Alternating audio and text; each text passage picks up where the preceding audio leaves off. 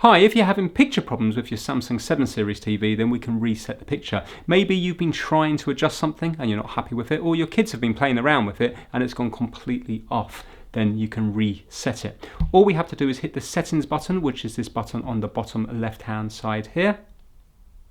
And under picture, we're going to go to expert settings. So work your way over, use the arrow keys, go down to expert settings, press enter, and we're going to go all the way down the very bottom to reset picture.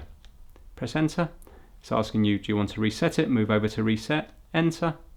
And there you can already see it's gone much brighter now and everything has been reset.